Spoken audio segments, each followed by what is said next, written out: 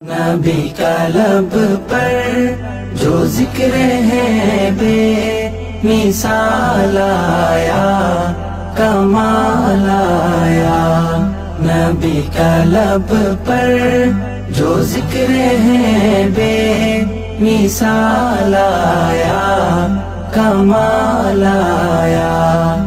ঢাকা বিশ্ববিদ্যালয় সিরাত মাহফিল 2024 বাস্তবায়ন কমিটির প্রতি যারা আমাকে এখানে দাঁড়াবার সুযোগ করে দিয়েছেন, বিশেষভাবে অন্তঃস্থল থেকে কৃতজ্ঞতা জানাচ্ছি ঢাকা বিশ্ববিদ্যালয় কর্তৃপক্ষকে এই চমৎকার আয়োজনটি করবার অনুমতি প্রদান করবার জন্য এবং সার্বিক সর্বাত্মক সহযোগিতা করবার জন্য। আমি কোনো ভূমিকা ছাড়াই আমার মূল বক্তব্যে প্রবেশ করতে চাই। আজ 2024-এর যেই সময়টাতে আমরা দাঁড়িয়ে কথা বলছি, আজকের পৃথিবীতে দুর্বলদের পক্ষে কথা বলাটা ফ্যাশনে পরিণত হয়েছে। আপনারা জানেন, দুর্বল মানুষদেরকে নিয়ে কেউ কাজ করলে সমাজে তাকে হিরো মনে করা হয়। আজকের সমাজে দুর্বলদের নিয়ে কাজ করলে তাদেরকে নিয়ে মানুষ অনেক গর্ব করে। এটা গর্বের একটা ব্যাপার যে কেউ দুর্বলদেরকে নিয়ে কাজ করছে। আমরা সুন্নাহ ফাউন্ডেশন থেকে অসহায় দুস্থদের জন্য কাজ করছি। আপনারা অনেকে আমাদেরকে সেজন্য মোবারকবাদ জানাচ্ছেন, শুভেচ্ছা জানাচ্ছেন, আমাদেরকে প্রেরণা দিচ্ছেন। ধন্যবাদ আপনাদের প্রতি। কিন্তু আমি যেটি বলতে চাচ্ছি যে আজ থেকে ঠিক ১৫০০ বছর আগের পৃথিবীতে যদি আমরা ফিরে যাই, তাহলে আমরা লক্ষ্য করলে দেখতে পাবো সেই পৃথিবীতে দুর্বলদের পক্ষে কথা বলাটা ফ্যাশন তো দূরের কথা, সবচেয়ে বড় চ্যালেঞ্জের বিষয় ছিল। আজকের এই অনুকূল পৃথিবীতে দাঁড়িয়ে আপনি দাস দাসীর অধিকার, আপনি শ্রমিকের অধিকার, আপনি নারীর অধিকার, আপনি অন্য ধর্মাবলম্বী সংখ্যালঘুদের অধিকার নিয়ে কথা বলতে পারেন। এই কথা বলাটা অনেক নিরাপদ, অনেক ফ্লেক্সিবল পরিবেশ আপনি দেখেন। কিন্তু মুহাম্মদ সাল্লাল্লাহু আলাইহি সাল্লাম যখন দুর্বলদের পক্ষে কথা বলেছেন, তখন পৃথিবীতে দুর্বলদের পক্ষে কথা বলাটা সহজ কাজ ছিল না। এটা লাইফ রিস্কের ব্যাপার ছিল, কিন্তু সে কাজটা তিনি করেছেন। সম্মানিত উপস্থিতি, প্রিয় নবী সাল্লাল্লাহু আলাইহি সাল্লাম তিনি দুর্বলদের পক্ষে যে কথা বলেছেন, সেটা আজ আমরা অনেকে যে দুর্বলদের পক্ষে কথা বলি নানা পার্থিব উদ্দেশ্যে, তার সেই দুর্বলদের পক্ষাবলম্বনটা পার্থিব কোনো উদ্দেশ্যে ছিল না। আমরা অনেকে আজ দুর্বলদের পক্ষে কথা বলি কোনো সংস্থার কোনো প্রজেক্ট পাওয়ার জন্য। আমরা অনেকে দুর্বলদের পক্ষে কথা বলি কোনো প্রজেক্ট পেয়েছি সেই টাকা হালাল করবার জন্য। আমরা অনেকে দুর্বলদের পক্ষে কথা বলি সোশ্যাল মিডিয়াতে প্রচুর লাইক কমেন্ট পাওয়া যাবে সেজন্য। আমরা অনেকে দুর্বলদের পক্ষে কথা বলি এর পেছনে আমাদের পার্থিব কোনো স্বার্থ আছে সেই কারণে। মুহাম্মদ সাল্লাল্লাহু আলাইহি সাল্লাম সেই ব্যক্তি ছিলেন যিনি দুর্বলদের পক্ষে কথা বলেছেন প্রচন্ড প্রতিকূল পরিবেশে। তার সেই কথার বিপরীতে তাকে থ্যাঙ্কস বলার মতো পৃথিবীতে কোনো মানুষ ছিল না তখন। মুহাম্মদ সাল্লাল্লাহু আলাইহি সাল্লাম দুর্বলদের পক্ষে কি বলেছেন এটা নিয়ে ঘন্টাকে ঘন্টা কথা বললেও, কি করেছেন তাদের জন্য ঘন্টাকে ঘন্টা আলোচনা করলেও শেষ হবে না। কিন্তু সময় খুবই সংক্ষিপ্ত, আমি এই জন্য মোটা দাগে মূল কথাগুলোতে চলে যেতে চাই। সর্বপ্রথম যেটি বলতে চাই, প্রিয় নবী সাল্লাল্লাহু আলাইহি সাল্লামের আবু দাউদ, তিরমিজি এবং নাসাই বর্ণিত এক হাদিস থেকে আমরা জানতে পারি, তিনি বলেছেন, তোমরা তোমাদের যে সমস্ত দুর্বল মানুষেরা আছে সেই সমস্ত দুর্বল মানুষদের ব্যাপারে আমার কাছে তালাশ করবে, খোঁজ খবর নিবে, তাদের জন্য কোনো কিছুর প্রয়োজন হলে আমাকে বলবে। কেন? কারণ তোমরা জানো যে তোমাদের আল্লাহ তাআলার তরফ থেকে যে রিজিক প্রাপ্ত হও, ফাইন্নামা তুরজাকুন ওয়া তুনসারুনা বিদুআফাইকুম, তোমাদের যারা দুর্বল আছেন সে দুর্বল এবং অসহায় মানুষগুলোর উসিলায় তাদের কারণে আল্লাহ তাআলা তোমাদেরকে যুদ্ধ বিগ্রহে শত্রুর বিপক্ষে জয় দিয়ে থাকেন, সেগুলো তাদের কারণে দেন। আবার একইভাবে তোমাদের যে রিজিক আল্লাহ তাআলা দিয়ে থাকেন, এই রিজিকটা তোমাদের মধ্যে থাকা যে দুর্বল মানুষগুলো আছে তাদের কারণে আল্লাহ তাআলা দিয়ে থাকেন। সম্মানিত উপস্থিতি, এই হাদিসের মাধ্যমে নবী সাল্লাল্লাহু আলাইহি সাল্লাম বোঝাতে চেয়েছেন তার আশেপাশে দুর্বল মানুষেরাই বেশি থাকে। আপনারা জানেন বেলাল, আম্মার, সোহেব, আরো যে সমস্ত সাহাবী ছিলেন, সালমান ফারসি রাদিয়াল্লাহু তাআলা আনহু সহ, এই সমস্ত অসহায় মানুষগুলো একাধারে বহিরাগত, বাহির থেকে আসা। আরবের মানুষরা বাহিরের মানুষদেরকে মানুষ মনে করতে কুণ্ঠাবোধ করে অনেকে, বা বেশিরভাগ। সেই সময়ের বাস্তবতা ছিল অনেকটা সেরকম। নবী করিম সাল্লাল্লাহু আলাইহি সাল্লাম সেই পরিস্থিতিতে বাহির থেকে আসা সালমান ফারসি শুধু তার পরামর্শে গোটা মদিনার চতুর্পাশে পরীক্ষা খনন করা সেই কষ্টসাধ্য কাজ শুরু করে দিয়েছিলেন। তিনি বেলাল রাদিয়াল্লাহু তাআলা আনহুর মতো একজন নিগ্রো, ইথিওপিয়ান এবং বাহির থেকে আসা কৃতদাস ছিলেন, সেই মানুষটিকে নবী সাল্লাল্লাহু আলাইহি সাল্লাম মুয়াজ্জিন বানিয়েছেন। আজ আমাদের সমাজে মুয়াজ্জিন মানে খুব সাদামাঠা একটা পদ, তখন মুয়াজ্জিন ছিলেন নবী করিম সাল্লাল্লাহু আলাইহি সাল্লামের পর সবচেয়ে মসজিদের মধ্যে থাকা সম্মানজনক পদ। নবী করিম সাল্লাল্লাহু আলাইহি সাল্লাম এভাবে দুর্বল সাহাবীদেরকে যে আগলে রাখতেন, দুর্বল সাহাবীদের মধ্যে তিনি থাকতেন এমন ভাবে যে আজ নেতারা যদি অন্যদের সাথে চলে, নেতা কে এটা পরিচয় দেওয়ার প্রয়োজন হয় না। কোনো পাওয়ারফুল ব্যক্তি, কোনো নেতা, তিনি যদি তার অনুসারীদেরকে সাথে নিয়ে অনুসারীদের বেষ্টিত হয়ে হাঁটেন, তো তাকে চেনার জন্য কারো জিজ্ঞেস করতে হবে না। আমাদের প্রিয় নবী সাল্লাল্লাহু আলাইহি সাল্লাম তিনি যখন সাহাবীদের মধ্যে বসা থাকতেন, তখন বাহির থেকে আসা মানুষরা জিজ্ঞেস করতে হতো, মান ফিকুম মুহাম্মদ, তোমাদের মধ্যে মুহাম্মদ লোকটা কে? আপনি চিন্তা করুন, তার বসার মোড়টা এমন ছিল যে অন্য 10 জন সাধারণ সাহাবীর মধ্যে তিনি নিজেকে মিশিয়ে ফেলতেন। তার মধ্যে কোনো অহংকার ছিল না, এমন ভাবে দুর্বলদের সাথে নিজেকে মিশিয়ে ফেলতেন যে বাহির থেকে আসা মানুষ তার অ্যাটিটিউড দেখে, তার বডি ল্যাঙ্গুয়েজ দেখে চেনার কোনো উপায় ছিল না যে মুহাম্মদ নেতা লোকটি কে সাল্লাল্লাহু আলাইহি ওয়াসাল্লাম। সম্মানিত উপস্থিতি, ঠিক একইভাবে আমরা জানি নবী করিম সাল্লাল্লাহু আলাইহি সাল্লাম কারা জান্নাতবাসী, জান্নাতি লোকদের মার্কা কি, সেটা বলতে গিয়ে বলেছেন যে আলা আখবিরুকুম বিআহলিল জান্নাহ, তোমাদেরকে কি আমি বলে দিব না যে তোমাদের মধ্যে বিচরণকারী মানুষদের মধ্যে কারা কারা জান্নাতি, জান্নাতি হিসাবে তোমরা কাদেরকে সুধারণা করতে পারো, তাদের আলামত কি, যে আলামত দেখে তুমি অনুমান করবে, আন্দাজ করবে লোকটা জান্নাতি। নবী করিম সাল্লাল্লাহু আলাইহি সাল্লামের পর নিজে জবাব দিয়ে বলেছেন, কুল্লু দাঈফিন মুতাদাঈফ, যে সমস্ত মানুষগুলো দুর্বল, বিনয়ী, নিরীহ, এই মানুষগুলো জান্নাতি। অর্থাৎ যদি তাদের ঈমান অন্য সব বিষয়গুলো ঠিকঠাক থাকে, পাশাপাশি তিনি যদি নিরীহ গোছের হন, বিনয়ী হন, বিনম্র হন, তিনি যদি খুব বেশি অহংকারী, অনেক বেশি রূঢ় স্বভাবের না হন, তাহলে এই মানুষগুলো জান্নাতি হওয়ার এটি একটি বড় লক্ষণ। এখানে নবী করিম সাল্লাল্লাহু আলাইহি সাল্লাম দুর্বলতাকে জান্নাতি হওয়ার, নবী সাল্লাল্লাহু আলাইহি সাল্লাম দুর্বলতাকে বা বিনয়কে জান্নাতি হওয়ার লক্ষণ হিসাবে উল্লেখ করেছেন। এখান থেকে বোঝা যায় দুর্বলদের অবস্থান তার কাছে কেমন ছিল। আমরা নবী সাল্লাল্লাহু আলাইহি সাল্লামের যে দুর্বলদের প্রতি তার যে ভালোবাসা, তার যে তাদের অধিকার আদায়ের প্রচেষ্টা, তাদেরকে সমাজে তাদের যথাযথ অধিকার ফিরিয়ে দেওয়ার প্রচেষ্টা, সে সম্পর্কে যদি আমরা কয়েকটা উপমা দিতে চাই, আমরা একজন একজন করে বলতে চাই। নারীদের ব্যাপারে বলতে চাই, ইতিমধ্যে ওবায়দুল্লাহ হামজা সাহেব আলোচনা করেছেন নারীদের সম্পর্কে, কিছু কথা হয়তো রিপিট হবে, তারপর আমি সংক্ষেপে শুধুমাত্র টাচ করে যাই। আপনারা জানেন নবী সাল্লাল্লাহু আলাইহি সাল্লাম যে সমাজে এসেছেন, সেই সমাজে নারী হিসেবে জন্মগ্রহণ করাটা এটা একটা অপরাধ ছিল। জীবন্ত কন্যাকে নিজের বাবা নিজে হাতে পুঁতে ফেলতো শুধুমাত্র কন্যা হওয়ার কারণে। আল্লাহ কোরআনে বলেছেন, ওয়া ইযা বুশিরা আহাদুহুম বিল উনসা যাল্লা ওয়াজহুহু মুসওয়াদ্দান ওয়া হুয়া কাযীম, কারোর কন্যা সন্তান হয়েছে এই সংবাদটা তাকে দেয়া হলে তার মুখটা কালো হয়ে যেত। এরকম ভয়ঙ্কর এক বাস্তবতার মধ্যে নবী সাল্লাল্লাহু আলাইহি সাল্লাম এসেছেন। আমি আবারও বলছি, আজকের সমাজে নারী অধিকার নিয়ে কথা বলা এটা অনেক সহজ। নারী অধিকার নিয়ে কথা বলা মানুষগুলোর জন্মেরও বহু বছর আগে প্রিয় নবী সাল্লাল্লাহু আলাইহি সাল্লাম শুধু নারী অধিকার নিয়ে কথা বলেন নাই, জীবন্ত কবরস্থ করা হতো যেখানে কন্যা সন্তানকে, সেই জায়গা থেকে তুলে নারীকে সবচেয়ে সম্মানের সর্বোচ্চ আসনে বসিয়ে তারপর তিনি দুনিয়া থেকে গেছে। প্রিয় নবী সাল্লাল্লাহু আলাইহি সাল্লাম নারীদের জন্য কি করেছেন? কোরআনে আল্লাহ তাআলা বলেছেন, ওয়াশিরুহুন্না বিল মারুফ, হে পুরুষেরা তোমরা তোমাদের স্ত্রীদের সাথে যথাযথভাবে সুন্দরতম উপায়ে তাদের সাথে বসবাস করো, তোমাদের জীবনাতিপাত করো, সংসার করো ভালোভাবে, খারাপভাবে তাদের সাথে তোমরা সংসার করবে না, সতর্ক করেছেন। কোরআনে কারিমে একটি সূরা আছে, আপনারা জানেন, সূরার নাম হলো সূরাতুন নিসা, অর্থাৎ নারীগণের সূরা। কোরআনে কিন্তু পুরুষগণের সূরা নামে কোনো সূরা নেই, সূরাতুর রিজাল নামে কোনো সূরা নেই, কিন্তু সূরাতুন নিসা নামে সূরা আছে, এবং সেটা ছোটখাটো 2-4-5 আয়াতের সূরা না, কোরআনের সবচেয়ে বড় সূরাগুলোর একটি। এবং কোরআনে শুধুমাত্র নারীদের বিধিবিধান বর্ণনা করবার জন্য সূরা তাহরিম, সূরা তালাক, অনেকগুলো সূরা আল্লাহ তাআলা নাজিল করেছেন স্পেশাল নারীদের বিধিবিধান বর্ণনা করবার জন্য। পুরুষদের জন্য আলাদা কোনো স্পেশাল বিধিবিধান, তাদের অধিকার, তাদের করণীয়, তাদের বিষয়গুলোকে আলোকপাত করবার জন্য কোনো আলাদা স্পেশাল কোনো সূরা নেই। আপনারা জানেন কোরআনে আল্লাহ রাব্বুল আলামিন নারীদের সম্পর্কে যত আলোচনা করেছেন, শুধু সেগুলোই ঘন্টায় ঘন্টা আলোচনা করলে শেষ করা যাবে না। প্রিয় নবী সাল্লাল্লাহু আলাইহি সাল্লাম তার, আপনারা জানেন, একাধিক স্ত্রী ছিলেন। একাধিক স্ত্রী থাকলে দাম্পত্য জীবনে টুকটাক মনোমালিন্য হয়, তার ক্ষেত্রেও হয়েছে। তিনি কখনো কোন নারীর গায়ে আঘাত করেননি, কোন নারীকে কখনো প্রহার করেননি, তার জীবনে একটি বারের জন্য সে ঘটনা ঘটেনি। আপনারা অনেকে হয়তো শুনে থাকবেন, উহুদের যুদ্ধে প্রিয় নবী সাল্লাল্লাহু আলাইহি সাল্লামের তরবারি একজন সাহাবীকে দেয়া হয়েছে।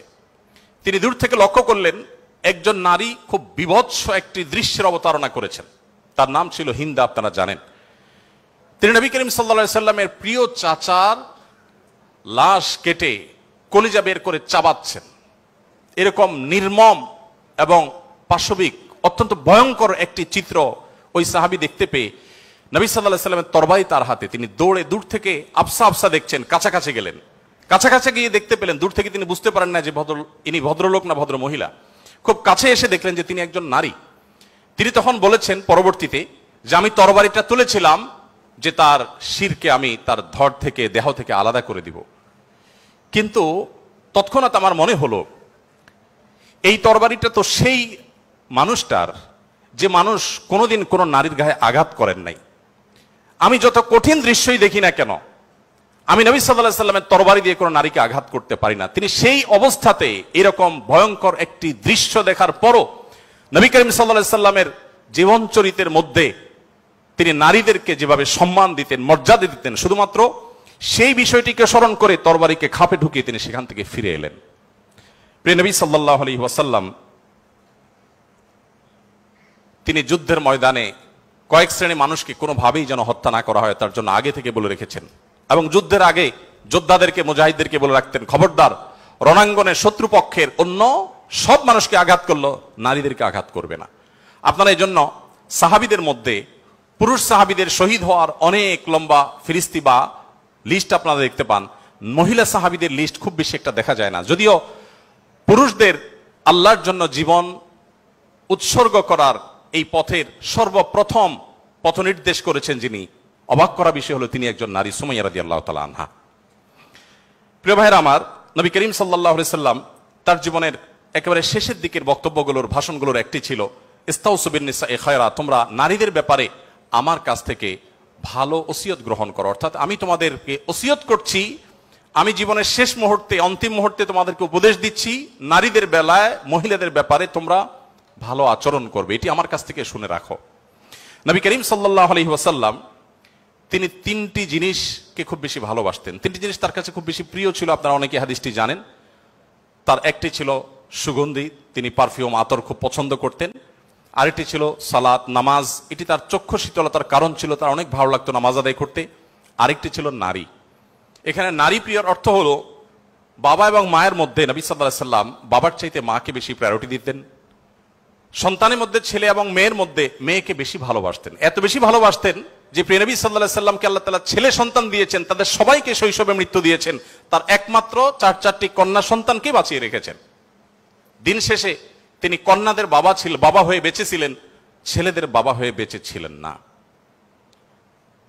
ঠিক একইভাবে প্রিয় নবী সাল্লাল্লাহু আলাইহি সাল্লামের আরেকটা হাদিস সহিহ মুসলিমে বর্ণিত হয়েছে, আমরা জানি নবী সাল্লাল্লাহু আলাইহি সাল্লাম বলেছেন, কেউ যদি তার দুটি কন্যা সন্তানকে প্রাপ্তবয়স্ক হওয়া পর্যন্ত সুন্দর আচরণ করে, যথাযথভাবে লালন পালন করে, কোনো প্রকার বৈষম্য না করে, অবিচার না করে, তাদের প্রতি সদাচরণ করে, তো কিয়ামতের ময়দানে নবী সাল্লাল্লাহু আলাইহি সাল্লাম বলেছেন সেই লোক শুধু জান্নাতে যাবে না, কিয়ামতের দিন আল্লাহ নবী সাল্লাল্লাহু আলাইহি সাল্লাম বলেছেন আনা ওয়া হুয়া কাহাতাইন, সে এই দুটি আঙ্গুল যেরকম পাশাপাশি অবস্থান করছে জান্নাতে আমার ঠিক কাছাকাছি এইভাবে অবস্থান করবে, দুটি কন্যা সন্তানকে যথাযথভাবে পালন করবার কারণে।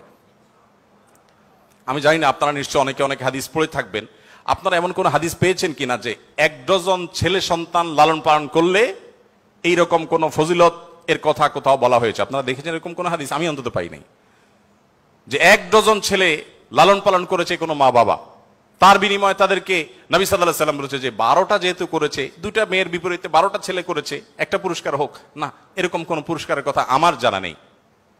এরপরে যখন এক শ্রেণী মানুষ বলে যে ইসলাম নারীদেরকে ঠকিয়েছে, তখন তাদের ব্যাপারে কি বলা যায় সেটা আপনারা ঠিক করবেন।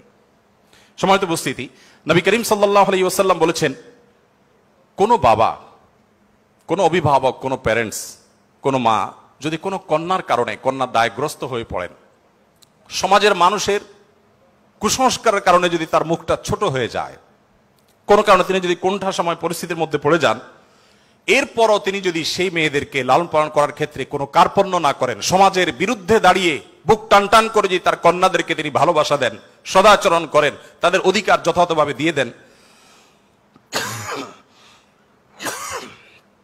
দুঃখিত, তাহলে সেক্ষেত্রে নবী সাল্লাল্লাহু আলাইহি সাল্লাম বলেছেন এই কন্যাদের প্রতি সদাচরণ করবার কারণে জাহান্নাম থেকে মুক্তির কারণ হবে কিয়ামতের ময়দানে ওই ব্যক্তির জন্য। এটি নবী সাল্লাল্লাহু আলাইহি সাল্লামের আরো বহু হাদিস আছে, আমি আর সেদিকে যাব না, শুধুমাত্র একটি হাদিস বলে শেষ করব। সেটা হলো, আপনারা জানেন নবী করিম সাল্লাল্লাহু আলাইহি সাল্লামকে জিজ্ঞাসা করা হলো, ইয়া রাসূলুল্লাহ মান আহাক্কুন নাসি বিহুসনি সুহবাতি, আমার সবচেয়ে ভালো আচরণ পাওয়ার অধিকারটা কার? নবীজি সাল্লাল্লাহু আলাইহি সাল্লাম বলেছেন উম্মাক, তুমি সবচেয়ে ভালো আচরণ করবে তোমার মায়ের। এরপর জিজ্ঞাসা করা হলো, হে আল্লাহর রাসূল তারপর? আপনারা জানেন হাদিসটি খুবই প্রসিদ্ধ হাদিস। তিনি বলেছেন তারপর তোমার মায়ের। জিজ্ঞাসা করা হলো তারপর, এরপরে বললেন তারপরে তোমার মায়ের। এরপর সাহাবী যখন জিজ্ঞাসা করলেন ইয়া রাসূলুল্লাহ তারপর, এরপর বললেন তোমার বাবার। আপনারা অনেকে শুনেছেন ডক্টর জাকির নায়েক, তিনি এই হাদিস প্রসঙ্গে বলেছেন আল্লাহ নবী সাল্লাল্লাহু আলাইহি সাল্লাম গোল্ড মেডেলটাও দিলেন মাকে, তারপর সিলভার মেডেলটাও দিলেন মাকে, ব্রোঞ্জটাও দিলেন মাকে, বাবাকে দিলেন একটা সান্ত্বনা পুরস্কার। এরপরে যদি কেউ বলে যে ইসলাম নারীদেরকে ঠকিয়েছে, যে যুক্তিতে বলে সেটা আপনারাও জানেন আমিও জানি।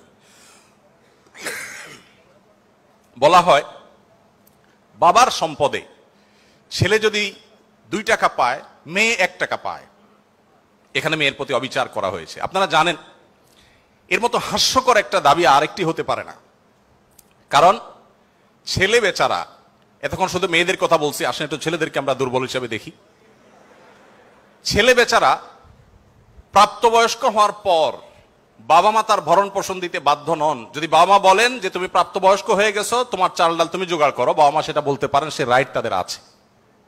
বিয়ে এখনো বেচারা করে নাই, মাত্র প্রাপ্তবয়স্ক হয়েছে। এরপর প্রাপ্তবয়স্ক হওয়ার পর যখন বিয়ে শাদী চিন্তা করে, বাপ মা এটা বলতেই পারেন যে বাবা তোমার বিয়ে শাদীর টাকা তুমি জোগাড় করো, আমি তোমার বইয়ের গহনা কিনে দিব, মোহর জোগাড় করব, তোমার খরচ খরচা দিব। এটা বাবা মা করতে বাধ্য নন শরীয়তের দৃষ্টিকোণ থেকে, ছেলেরটা ছেলেকেই জোগাড় করতে হবে। আপনাদের অনেকগুলো প্রশ্ন আমার কাছে আসছে, এর মধ্যে সবচেয়ে কমন যে প্রশ্ন বারবার এসেছে সেটা হলো যুবকদের প্রশ্ন, বাবা মা বিয়ে দিতে চায় না, আমরা কি করব? আমি সে প্রশ্ন উত্তরে যেতে পারবো কিনা জানি না, তবে তরুণদের আহাজারে আমাকে খুব কষ্ট দেয়। কারণ আমি খুব বেশি বয়সে বিয়ে করিনি, আমি এখন নানা হয়েছি, আপনারা অনেকে জানেন। আমার এই বয়সে আমি নানা হয়েছি, এটা অনেকে শুনলে আসমান থেকে নাজিল হওয়ার উপক্রম হয় যে কিভাবে সম্ভব। তো আমি বলি, আমি আমার সংসার জীবন গোছানো শেষ, আমি এবং আমার মিসেস সহ বাকি জীবন আরামের সাথে দেশ বিদেশ যদি ঘুরেও বেড়াই, আল্লাহ বিল্লাহ করে বাকি জীবন কাটিয়ে দিই, আমার কোনো টেনশন নাই, কারণ আমার সংসারের সব সেট আপ করা শেষ। সে সমস্ত মানুষদেরকে দেখে আমার করুণা হয়, মায়া হয়, যারা আর্লি ম্যারেজকে দোষণীয় মনে করে তারা অনেক বেশি দেরি করে তথাকথিত নিজের পায়ে দাঁড়ানোর কথা বলে 30-35 পার হওয়ার পর বিবাহ শাদী করেন। এই মানুষগুলো তাদের ছেলে মেয়ে হইতে হইতে, প্রথম তো আবার ছেলে মেয়ে নেওয়া যাবে না, একটা লম্বা সময় এনজয় করতে হবে, 40-এর পর হয়ে যায় ছেলে মেয়ে হতে হতে। এরপর এই ছেলে পড়ালেখা করে গ্রাজুয়েশন করতে করতে 55-60 ছুঁই হয়ে যায়, ততক্ষণে সংসারের ঘানি টানতে থাকে। আল্লাহ না করুন ছেলেটা যদি অমানুষ হয়, এই বেচারা বৃদ্ধ বয়সে আর যাওয়ার কোনো উপায় নাই। আবার সন্তান তো 1টা বা 2টা বেশি নেওয়া যাবে না, তাহলে তার দুঃখের কোনো শেষ আছে? আর আমার সবকিছু কমপ্লিট। এখন ছেলে মেয়ে যদি বেশি বেতাল হয়, বেলাইন হয়, সোজা কানটা মলে দিয়ে দরজা দেখা দিতে কোনো অসুবিধা নাই। কারণ আমার 2nd, 3rd, 4th অপশন আছে, অনেকগুলো সন্তান আছে। আর দ্বিতীয়ত আমার বয়সে এখনো অনেকখানি বাকি আছে। যাই হোক, আমি সেদিকে যাচ্ছি না। আমি যেটা বলছিলাম সেটা হলো ছেলেদের এই বেচারাদের যে অসহায়ত্ব, এটার কথা কেউ বলে না। দেখেন, আমিও নারীদের ওয়াজি করে গেলাম, ছেলেদের অসহায়ত্বের কথা একটু বলি। এই বেচারারা যতদিন বাবার সংসারে থাকবে, তোমার ঘানি তুমি টানো, বাবা মা বাধ্য না। মেয়েকে কিন্তু এটা বাবা বা মা বলতে পারেন না। এরপর যখন বিয়ে হবে, বিয়ের সময় ওই যে ছেলেরা চিরকুট নিয়ে আসে, হুজুর একটু বলে দেন আমার আব্বা এখানে আছে। আমি পল্টনে একটা হোটেলের উদ্বোধনী দিনে আমার এক বন্ধু মানুষ সেখানে গেছিলাম, এক ছেলে তার বাবাকে ধরে আমার কাছে নিয়ে আসছে, এসে বলছে হুজুর আপনার অনেক ওয়াজ শুনছি, আজকে আমার বাপরে হাতের কাছে পাইছি, আমাকে বিয়ে দেন। আমি বহু বলছি, আজকে আপনি হাতে নাতে বলেন। আমি নিজের লজ্জা লাল হয়ে গেলাম যে ছেলে কি বেহায়ার মতো কথা। যাই হোক, তো এই বেচারারা বিয়ে করতে যাবে, বাপ বলে যে কি করো তুমি, বিয়ে করবে মানে টাকা কামাই করো। মেয়েদের বিয়ের সময় কি বাবা মা এটা বলে তুমি কয় টাকা কামাই করছো তোমার বিয়ে দিব? বলার সুযোগই নাই, রাইটই নাই। এরপরে বিয়েটা যখন হয়ে যায়, এই বেচারা এতদিন নিজের পেট পালা লাগতো, এখন বউয়ের পেট পালো, ছেলে মেয়ের পেট পালো, অর্থাৎ তাদের রিজিকের ব্যবস্থা করো, তাদের উপার্জনের দায় দায়িত্ব তার। নিজের বাবা মা যদি বৃদ্ধ হয়ে যান, অসহায় হয়ে যান, তাদের দায়িত্ব তার। বাপের বাড়ি যাওয়ার সময় বাজারটা তার করতে হয়, শ্বশুর বাড়ি যাওয়ার সময় মিষ্টির প্যাকেটটার টাকাও তাকে দিতে হয়। শতভাগ খরচ ছেলের, শতভাগ খরচ কার? ছেলের। আর বাপের সম্পদে পাবে হলো 2 টাকা, 2 আনা, আর মেয়ে পাবে 1 টাকা।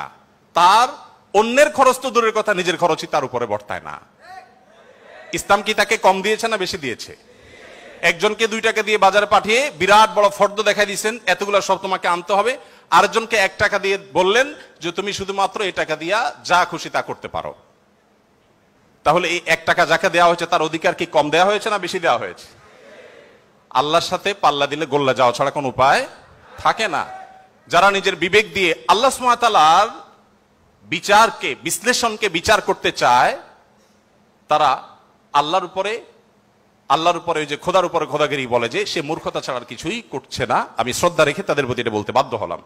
যাই হোক, আমি যেটা বলছিলাম যে নবী সাল্লাল্লাহু আলাইহি ওয়াসাল্লাম মেয়েদের সম্পর্কে এত কথা বলেছেন। দেখুন যে মা হিসাবে মেয়েদের মর্যাদা এত বেশি। ইমাম মালিক রহমতুল্লাহ আলাইহি একটি চমৎকার কথা বলেছেন। তিনি বলেছেন যে আল আম্বিয়াউ আবুল বানাত। আপনারা অবাক হবেন, যত নবী রাসূল পৃথিবীতে এসেছেন বেশিরভাগ নবী রাসূলদেরকে আল্লাহ তাআলা ছেলে সন্তান না দিয়ে মেয়ে সন্তান দিয়েছেন।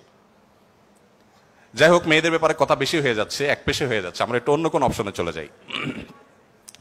এরপরে যেটি বলতে চাই তা হলো বিধবা এবং ইয়েতিমদের ব্যাপারে। দেখুন, ইয়েতিম বিধবার ব্যাপারে নবী করিম সাল্লাল্লাহু আলাইহি ওয়াসাল্লাম বলেছেন, বুখারীতে হাদিসটি বর্ণিত হয়েছে, আস-সাইলাল আরমালাতি ওয়াল মাসাকি কাল মুজাহিদি ফি সাবিলিল্লাহ আও কাল্লাযী ইয়াকুমুল লাইলা ওয়া ইয়াসুমুন নাহার। যে ব্যক্তি কোনো বিধবার ব্যয়ভারের দায়িত্ব গ্রহণ করবে, যে ব্যক্তি কোনো ইয়েতিমের লালন পালনের দায়িত্ব গ্রহণ করবে, অভিভাবকত্বের দায়িত্ব গ্রহণ করবে, নবী সাল্লাল্লাহু আলাইহি ওয়াসাল্লাম বলেছেন এই ব্যক্তি আল্লাহর রাস্তায় রণাঙ্গনে জিহাদরত ব্যক্তি আল্লাহর কাছে যে মর্যাদা লাভ করবে, নিজের জায়গায় বসে থেকে অসহায় বিধবার দায়িত্ব, বিধবা ভাতা দিয়ে তার দায়িত্ব গ্রহণ করলে এই ব্যক্তিকে আল্লাহ তাআলা সেই মর্যাদা দান করবেন। আপনি এরকম কোন হাদিস দেখাতে পারবেন না যে একটা লোক বেচারার বউ মরে গেছে, মন মরা থাকে, যদি কোনো ভদ্র মহিলা তার আশ্রয় দেওয়ার জন্য তিনি অনুপযুক্ত হওয়া সত্ত্বেও নিজেকে পেশ করেন, উপস্থাপন করেন আর তার আশ্রয় হয়ে যান, তাহলে নবী সাল্লাল্লাহু আলাইহি ওয়াসাল্লাম বলেছেন তার এই পুরস্কার আছে। নিশ্চয়ই ভালো কাজের সওয়াব আছে, কিন্তু আলাদা পার্টিকুলার কোনো সওয়াবের কথা নবী সাল্লাল্লাহু আলাইহি ওয়াসাল্লাম বলেন নাই। কিন্তু একজন বিধবার ব্যাপারে কিন্তু সেই কথা বলা হয়েছে।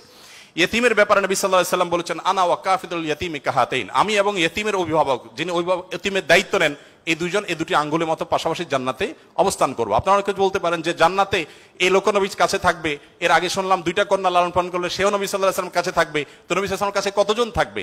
আসলে দুনিয়াতে আমরা একজনের সাথে আরেকজন হাঁটতে পারি, আখিরাতকে আমরা দুনিয়ার মতো কম্পেয়ার করি বা বিবেচনা করি, আখিরাতের বিষয়টা সম্পূর্ণ ভিন্ন। নবী সাল্লাল্লাহু আলাইহি ওয়াসাল্লামের জান্নাত এটা তো দুনিয়ার কোনো প্রাসাদের মতো হবে না, বিশাল বড় জগৎ নিয়ে হবে। সবচেয়ে ছোট জান্নাতে যে গোটা পৃথিবীর সমান 10 পৃথিবীর সমপরিমাণ জান্নাত তিনি পাবেন। মহাশূন্য সম্পর্কে আমরা ধারণা পাওয়ার পর আমাদের কাছে এটা খুব সহজ মনে হয় যে পৃথিবীর অন্যান্য পৃথিবীর বাইরে যে আল্লাহ তাআলার মহা সৃষ্টি আছে সেগুলোর তুলনায় পৃথিবী খুব ক্ষুদ্র। যখন পৃথিবীতে এগুলো আবিষ্কার হয় নাই, আপনি চিন্তা করুন তখনকার মুসলমানদের জন্য ঈমান আনা কতটা কঠিন ছিল, যে কিভাবে এত বড় জান্নাত দিবেন আল্লাহ তাআলা, কোথায় এত জায়গা। কিন্তু আজ আমরা সেটা আবিষ্কার করেছি, আমরা জানি কিয়ামত পর্যন্ত আবিষ্কার হতে থাকবে। কোরআন এবং সুন্নাহর অনেক কিছু এখনো আমাদের বুঝে আসছে না, কিন্তু এক সময় হয়তো বুঝে আসবে। তো যাই হোক, নবী করিম সাল্লাল্লাহু আলাইহি ওয়াসাল্লাম ইয়েতিমের ব্যাপারে এই সুসংবাদ আমাদেরকে দিয়েছেন। এবং নবী সাল্লাল্লাহু আলাইহি ওয়াসাল্লাম আরেকটা হাদিস বলে আমি শেষ করব। তিনি বলেছেন, যে ব্যক্তি তার পরিবারের মধ্যে কোনো ইয়েতিমকে সংযুক্ত করেন, এই জায়গা আমি একটু থামবো। ইয়েতিমকে সংযুক্ত করার মানেটা কি? আমাদের দেশে ইয়েতিম বা গরিবের বাচ্চাকে লালন পালন অনেকেই করেন, কিন্তু সেটা নিজের ধান্দায় করেন, গরিবের প্রয়োজনে না। কিভাবে সেটা? কারণ সন্তান হচ্ছে না, তখন তিনি একটু বাবা ডাক শুনতে চান, মা ডাক শুনতে চান, তো এই জায়গা থেকে তিনি একটা বাচ্চাকে নিয়ে আসেন, অসহায় মানুষের, কারণ কোনো বাচ্চার বাবা মারা গেছেন, বাবা মারা গেছেন, মা মারা গেছেন, তাকে নিয়ে আসেন, সেই বাচ্চাটাকে এনে লালন পালন করেন এবং মনে করেন আমি অনেক সওয়াবের কাজ করছি। আপনি অবশ্যই সওয়াবের কাজ করছেন না যদি আপনার উদ্দেশ্য হয় আপনার যে মা ডাক শোনা, বাবা ডাক শোনা সেটা, আর যদি আপনার উদ্দেশ্য হয় যে না আমি তাকে লালন পালন করতে চাই, সে তার মায়ের কাছেই থাকুক, আমি তার ভরণ পোষণ দিব, তার পড়াশোনার খরচ চালাবো, তার অভিভাবকত্ব করব, তাকে আশ্রয় দিব, তাহলে আপনি এই হাদিসের সুসংবাদ পাবেন ইনশাআল্লাহ তাআলা। আপনি যদি নিজে পার্থিব কোনো স্বার্থে তাকে লালন পালন করেন তাহলে এই হাদিসের মর্যাদা আপনি লাভ করবেন না। নবী করিম সাল্লাল্লাহু আলাইহি ওয়াসাল্লাম মুসনাদ আহমদে বর্ণিত একটা হাদিসে আসছে, তিনি বলেছেন যে এক ব্যক্তি তার কাছে বলেছে, হে আল্লাহর রাসূল, আমার অন্তরটা অনেক শক্ত, আমি খুব শক্ত হৃদয়ের মানুষ, আমার মনটা নরম হয় না, আপনি আমাকে কোনো একটা পরামর্শ দিন। নবী সাল্লাল্লাহু আলাইহি ওয়াসাল্লাম বলেছেন, তুমি ইয়েতিমের মাথায় হাত বুলাবে, তোমার মন নরম হবে, এবং সেই সাথে অসহায়দের তুমি খাদ্য দান করবে, আহার দিবে। এই দুটি কাজ যদি তুমি করো তাহলে তোমার অন্তরের কাঠিন্য দূর হয়ে যাবে। আমাদের অনেকের মধ্যে এই অভিযোগ আছে, আমরা এই আমলগুলো করতে পারি। নবী সাল্লাল্লাহু আলাইহি ওয়াসাল্লাম দুর্বলদের মধ্যে যারা দাস দাসী ছিলেন তাদের জন্য কি করেছেন আপনারা অনেকে জানেন। ইসলামের অনেকগুলো গুরুত্বপূর্ণ বিধিবিধান আছে, এর মধ্যে থেকে একটা হলো দাস দাসী মুক্ত করার বিধান। যদি কোনো পুরুষ, কোনো স্বামী যদি তার স্ত্রীকে মায়ের সাথে তুলনা করেন, মায়ের সাথে তুলনা করার একটা পর্যায়ে আছে যেটাকে ইসলামী ফিকহের পরিভাষায় জেহার বলা হয়। রাগের বশে এরকম অনেকে করে থাকেন যে আমার মা যেরকম হারাম তুমি এরকম হারাম, তালাকের মতোই অনেকটা এই টাইপের কথা যদি কেউ বলেন, তার প্রায়শ্চিত্ত হলো তাকে একটি দাস মুক্ত করতে হবে।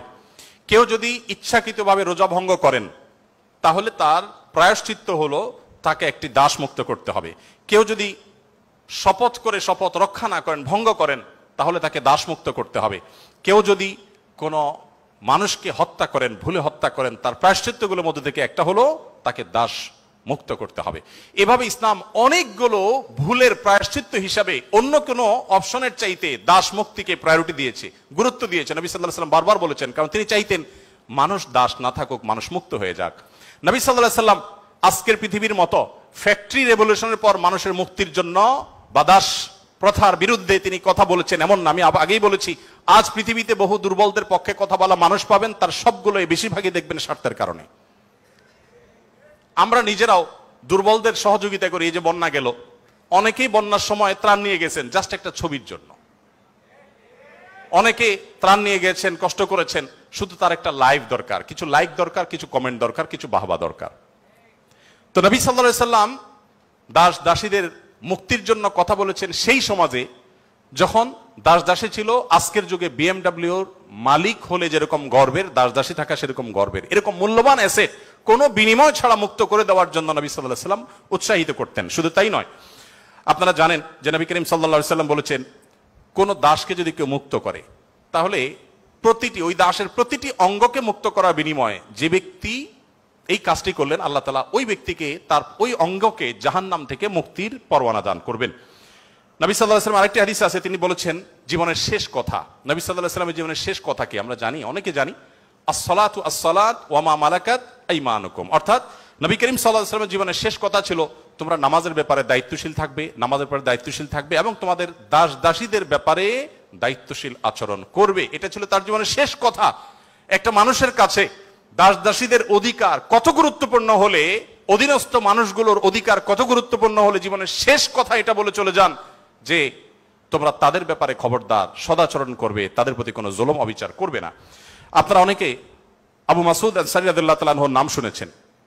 আবু মাসউদ আনসারী রাদিয়াল্লাহু তাআলা আনহু তার একজন দাসকে প্রহার করছিলেন, অধীনস্থকে, কাজের লোককে প্রহার করছিলেন। নবী সাল্লাল্লাহু আলাইহি ওয়াসাল্লাম পেছন থেকে বললেন, ইআলাম আবু মাসউদ, সাবধান, শুনে রাখো আবু মাসউদ, লাল্লাহু আকদারু আলাইকা মিনকা আলাইহি, তুমি এই দাসের প্রতি যতটা পাওয়ার রাখো, হোল্ড করো, আল্লাহ তাআলা তোমার উপর তার চেয়ে বেশি পাওয়ার হোল্ড করেন, মাইন্ড ইট। এই কথা শোনার পর আবু মাসউদ আনসারী রাদিয়াল্লাহু তাআলা আনহু সেই দাসকে মুক্ত করলেন। বলে, ইয়া রাসূলুল্লাহ, আমি তাকে মুক্ত করে দিলেন। তখন নবী সাল্লাল্লাহু আলাইহি ওয়াসাল্লাম বলেছেন, যদি তুমি আজ তাকে মুক্ত না করতে, জাহান্নাম তোমাকে স্পর্শ করতো। আব্দুল্লাহ ইবনে ওমর রাদিয়াল্লাহু তাআলা আনহু বলেছেন, আমি নবী করিম সাল্লাল্লাহু আলাইহি ওয়াসাল্লামকে বলতে শুনেছি, যে ব্যক্তি কোনো দাসের প্রতি জুলুম করবে, তাকে অন্যায়ভাবে প্রহার করবে, তার কাজের লোককে, অধীনস্থ লোককে, তার প্রায়শ্চিত্ত হলো সেই অধীনস্থ লোকটাকে সে মুক্ত করে দিতে হবে, দাস মুক্ত করে দিতে হবে, যেটা সহজ কোনো ব্যাপার ছিল না তখন। বুখারীর একটি বিশ্ববিখ্যাত হাদিস, স্বর্ণের অক্ষরে যেটা টানিয়ে রাখা দরকার আমাদের বাসা বাড়িতে। নবী সাল্লাল্লাহু আলাইহি ওয়াসাল্লাম বলেছেন, ইখওয়ানুকুম খাওয়ালুকুম, তোমাদের ভাই ব্রাদার যারা, তারাই তোমাদের অধীনস্থ কাজের মানুষ। এই মানুষগুলো সম্পর্কে নবী সাল্লাল্লাহু আলাইহি ওয়াসাল্লাম বলেছেন, জাআলাহুমুল্লাহু তাহতা আইদিকুম, তাদেরকে আল্লাহ তাআলা তোমাদের অধীনস্থ করে দিয়েছেন। এর মধ্যে ইঙ্গিত রয়েছে আল্লাহ চাইলে তোমাকে তার অধীনে করে দিতে পারতেন। অতএব ফামান কানা আখুহু তাহতা ইয়াদি, যে ব্যক্তি তার ভাই তার অধীনে থাকবে, অর্থাৎ কোনো দাস, কোনো দাসী অথবা যে কোনো কাজের মানুষ, এই হাদিসে দাস দাসীর কথা বলা হয়নি, যে কোনো কাজের লোক, অধীনস্থ মানুষ যদি কারোর অধীনে থাকে, ফালইউতইমহু মিম্মা ইয়াকুল, তাহলে সে যা খায় একই কোয়ালিটির খাবার যেন তাকে অফার করে, এবং সে যা পোশাক পরে একই কোয়ালিটির পোশাক যেন তাকে পরায়। একটু থামতে চাই এখানে। আপনি একটু কল্পনা করুন, এমন একজন মানুষের, যিনি অনেক পয়সার মালিক, অনেক বড় পদ হোল্ড করেন, তিনি তার ড্রাইভার তার জন্য যখন পোশাক কিনছিলেন, একই সময় তার নিজের পোশাকও কিনছিলেন। একই পোশাক যেটা তার জন্য কিনেছেন, সেম পোশাক ড্রাইভারের সাইজ অনুযায়ী, একই কোয়ালিটির, একই কালারের, একই জিনিস ড্রাইভারের জন্য কিনেছেন। এই দৃশ্যটা কি কল্পনা করা যায়? আজকের বাস্তবতা এটা কি খুব সহজ বিষয় মনে হয়? আমরা তো অনেকে অধীনস্থ মানুষদের পাশে বসে খাবো এটাকেই দোষী বিষয় মনে করি। আমরা কি নিজেদেরকে সভ্য দাবি করি? আজকের পৃথিবীর মানুষের সভ্যতা যেখানে গিয়ে ঠেকবে, নবী সাল্লাল্লাহু আলাইহি সাল্লাম তিনি এবং তার সাহাবা ইকরাম পৃথিবীকে যেই জায়গায় রেখে গেছেন সভ্যতার, সেখানে পর্যন্ত আজকের পৃথিবীর সভ্যতার সর্বোচ্চ শিখরে গিয়ে পৌঁছতে পারবে না।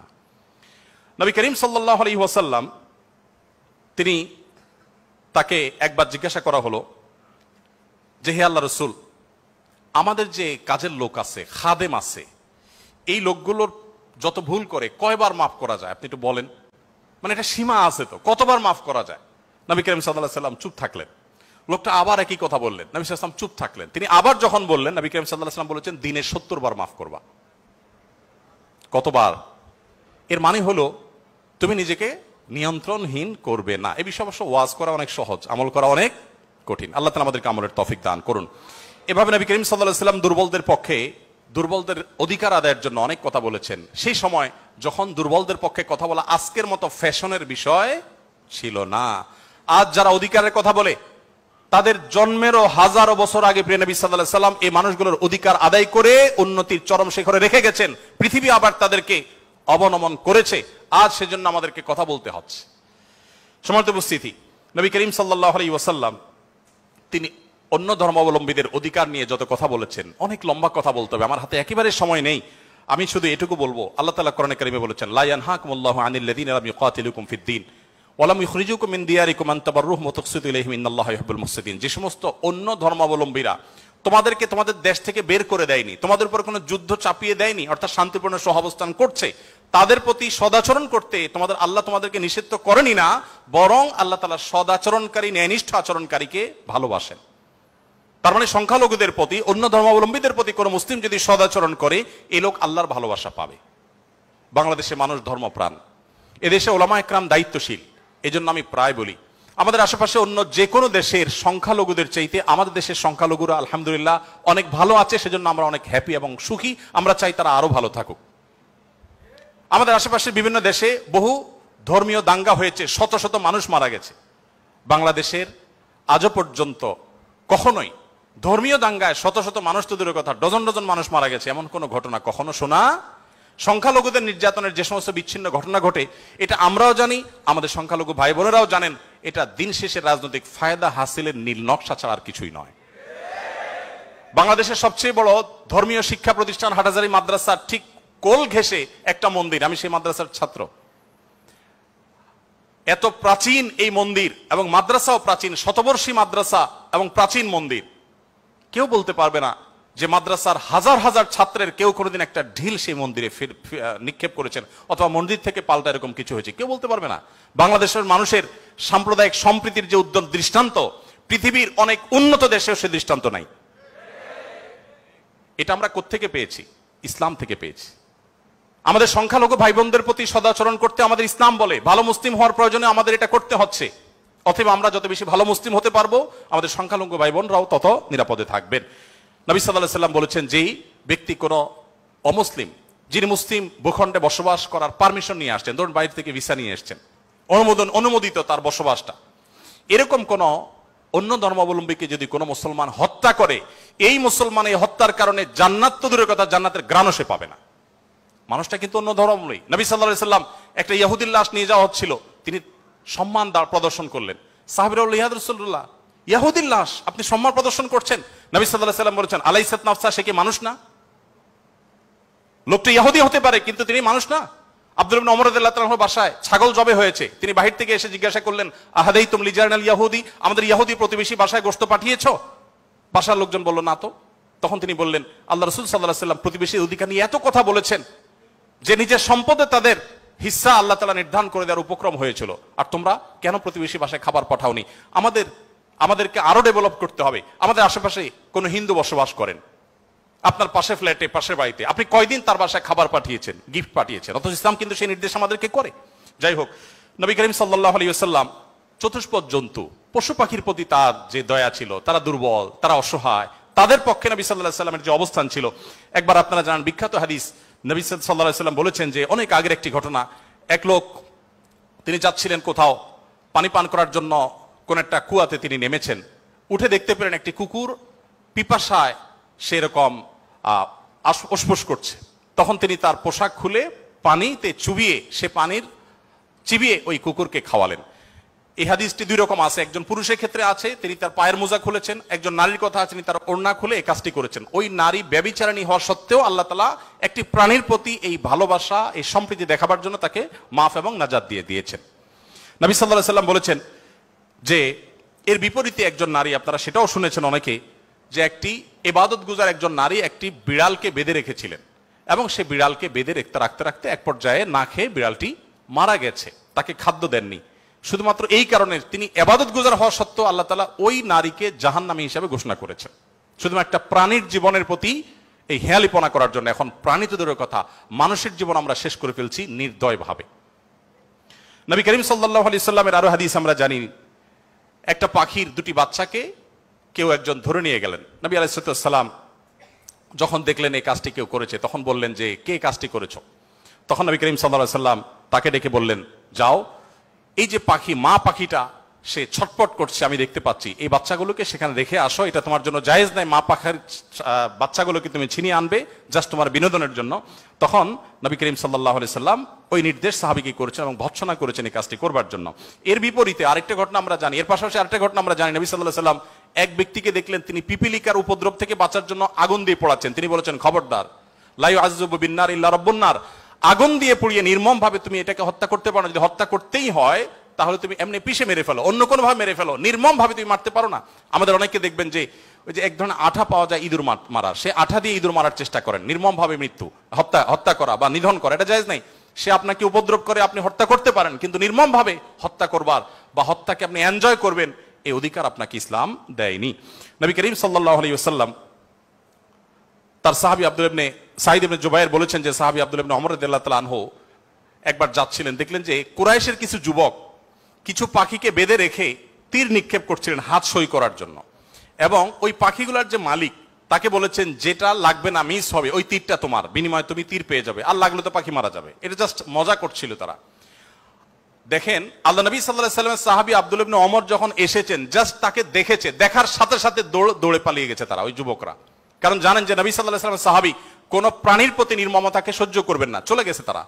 তখন এবার আব্দুল ইবনে ওমর রাদিয়াল্লাহু তাআলা আনহু বলেছেন, আল্লাহ লানত এবং অভিশাপ নাজিল হয় ওই মানুষগুলোর প্রতি যারা কোন প্রাণীকে এরকম বিনোদনের জন্য জাস্ট তীর মেরে, গুলি মেরে বিভিন্ন ভাবে লক্ষ্যবস্তু তাদেরকে বানায়। নবী করিম সাল্লাল্লাহু আলাইহি ওয়াসাল্লামের জীবনের বহু ঘটনা আছে, আমরা বলে শেষ করতে পারবো না, আমি একেবারে শেষের দিকে চলে আসছি।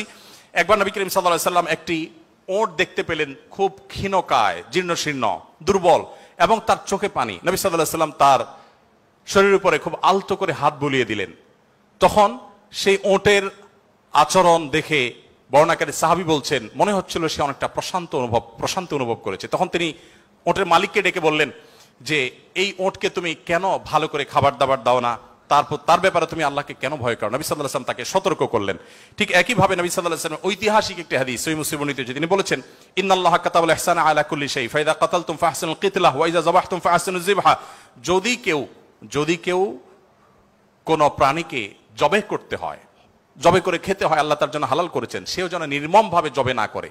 এই জন্য ছুরি যেন ভালো করে ধার দিয়ে নেয়, যাতে করে পশুর প্রতি নির্মমতা করতে করতে ধীরে ধীরে তাকে যেন হত্যা করতে না হয়। এমনকি কোনো মানুষকে যদি মৃত্যুদণ্ড দিতে হয়, তাকেও যেন নির্মম ভাবে হত্যা না করা হয়। প্রয়োজনে তাকে যদি মৃত্যুদণ্ড দিতে হয়, এমনকি রণাঙ্গনে যদি শত্রুপক্ষ হয়, নির্মম ভাবে তার অঙ্গ প্রত্যঙ্গ কেটে টুকরা টুকরা করবেন, এই নির্মমতা করার অনুমতি ইসলাম আপনাকে দেয়নি। আপনাকে মানুষ হতে বলেছে ইসলাম। নবী সাল্লাল্লাহু আলাইহি ওয়াসাল্লাম এক ব্যক্তিকে দেখলেন যে তিনি তার কোন একটা পশু জবাই করার জন্য শুইয়ে তারপরে সেই পশু ছুরি ধার দিচ্ছেন। একদিক থেকে শুয়েছেন, হয়তো পাও দিয়ে ফাড়া দিয়ে ধরে রেখেছেন, আর অপর দিক থেকে হাত দিয়ে তিনি ছুরি ধার দিচ্ছিলেন। নবী সাল্লাল্লাহু আলাইহি ওয়াসাল্লাম বলেছেন যে আতুরিদু আন তুমিতাহা মাউতা, তুমি কি চাও এই প্রাণীটাকে কয়েকবার হত্যা করতে? কেন তুমি আগে ছুরি ধার দিয়ে আনো নাই? নবী করিম সাল্লাল্লাহু আলাইহি ওয়াসাল্লাম একটি গাধার পাশ দিয়ে যাচ্ছিলেন, দেখতে পেলেন যে গাধাটার উপরে কেউ ছেক দিয়েছে, কোন লোহাটো হাতে দাগ দিয়ে ছেক দিয়েছে, ক্ষত বিক্ষত হয়েছে।